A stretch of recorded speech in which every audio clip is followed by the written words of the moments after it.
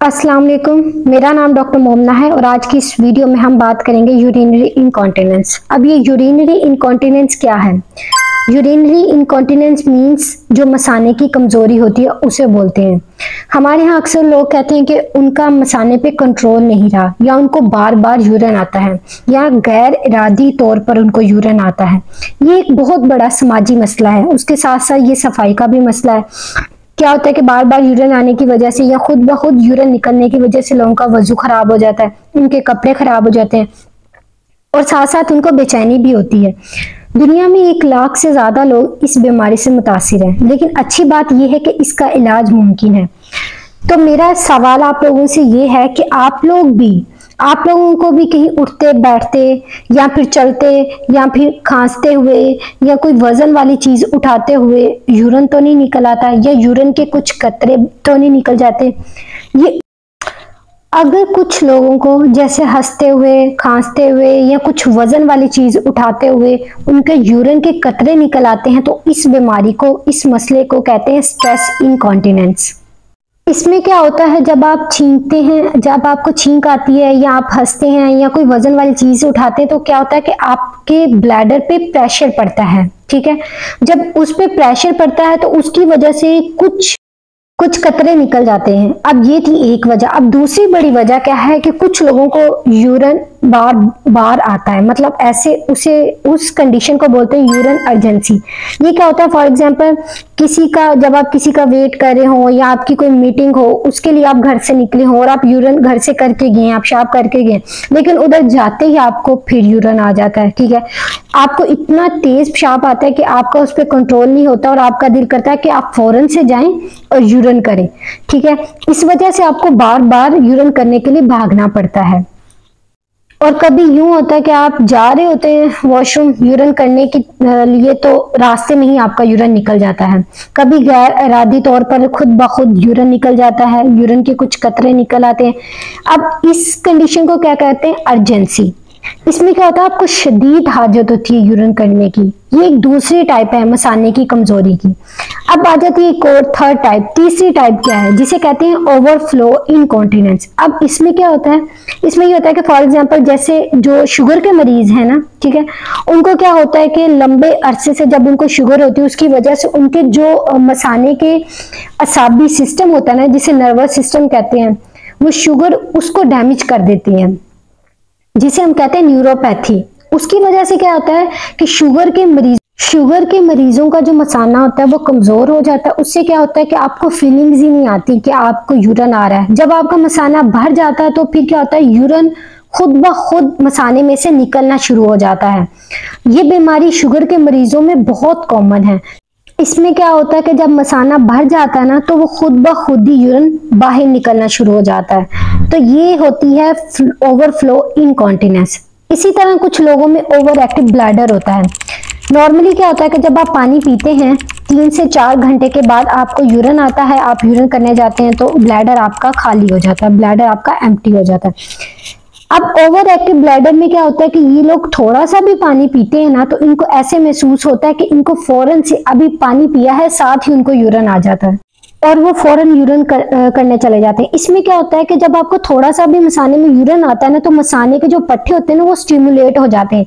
इसमें आपको थोड़ा सा भी यूरिन आया है, चाहे 100 ml है, चाहे 50 ml है, आप फौरन से यूरिन करने चले जाते हैं।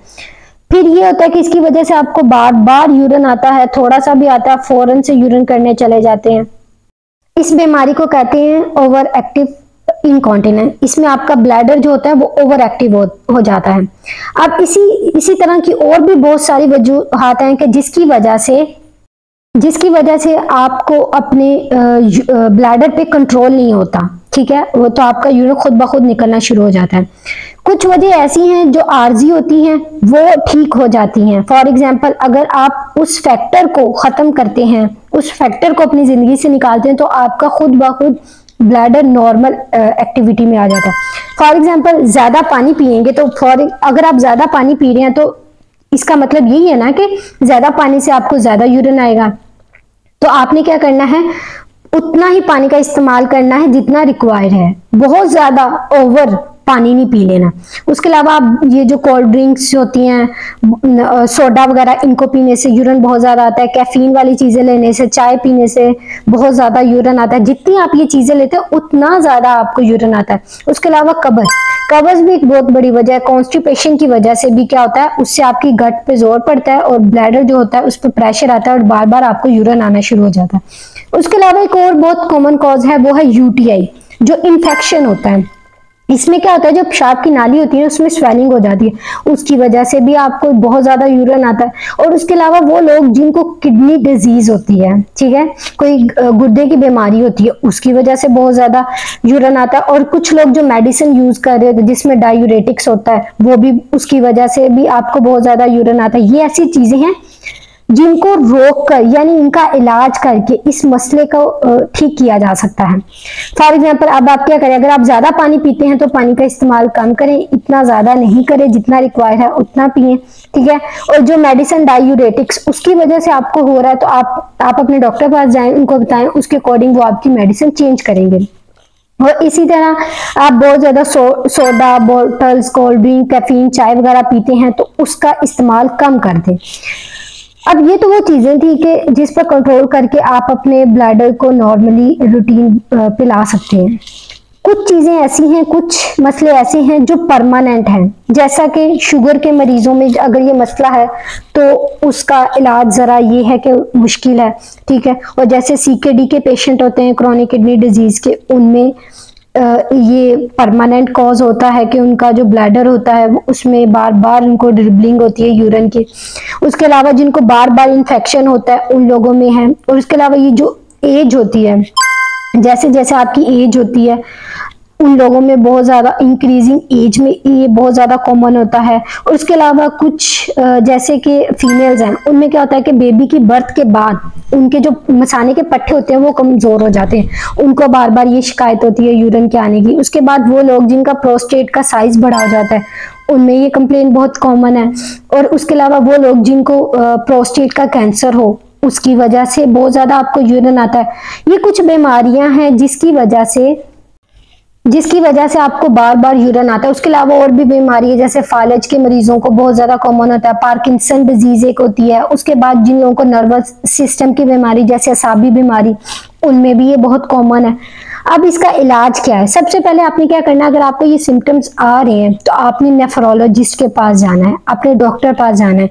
फिर डॉक्टर क्या करेगा, आपकी कॉज को रूल आउट करेगा, उसके अकॉर्डिंग आपकी लैब्स टेस्ट वगैरह करवाएगा, फिर उसके अकॉर्डिंग आपकी डिजीज के अकॉर्डिंग आपका ट्रीटमेंट शुरू किया जाएगा। कुछ मेडिसिन होती हैं जिनके यूज करने से ये मसला ठीक हो जाता है।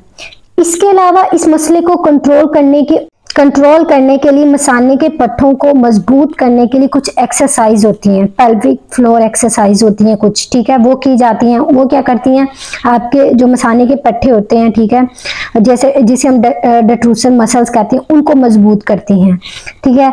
उसकी वजह से क्या होता है कि आपकी जो स्ट्रेस इनकॉन्टिनेंस होती है ना, वो खत्म हो जाती है। स्ट्रेस इनकॉन्टिनेंस की वजह से अगर आपको बार बार यूरिन आ रहा है तो ये उस मसले के लिए कुछ एक्सरसाइज बताई जाती हैं। और उसके अलावा कुछ मेडिसिन दी जाती हैं और कुछ चीजें ऐसी हैं जिनका इलाज सर्जरी से ही मुमकिन है। जैसे कि अगर प्रोस्टेट का साइज बढ़ जाए तो वो यही है कि सर्जरी करके ही आपके इस मसले का हल निकाला जाता है। इसी तरह अगर तो कैंसर हो जाए प्रोस्टेट का, उसमें भी यही सर्जरी की जाती है।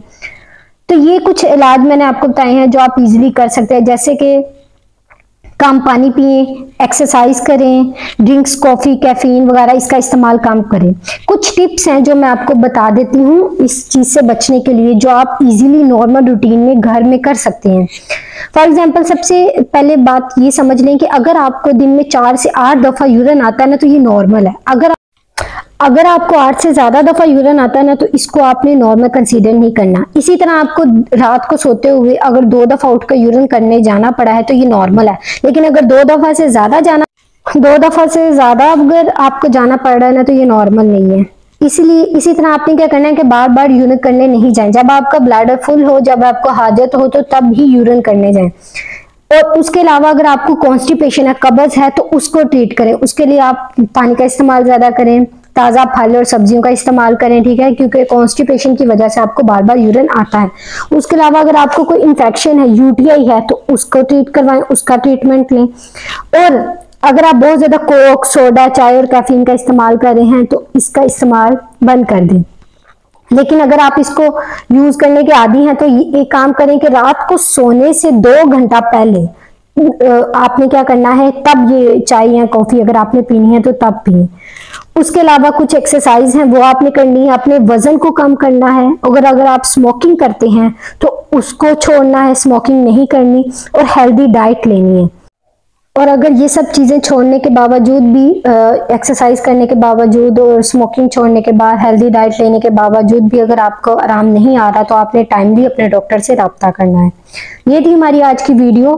मिलते हैं नेक्स्ट वीडियो में, तब तक के लिए अल्लाह हाफिज़। Thank you.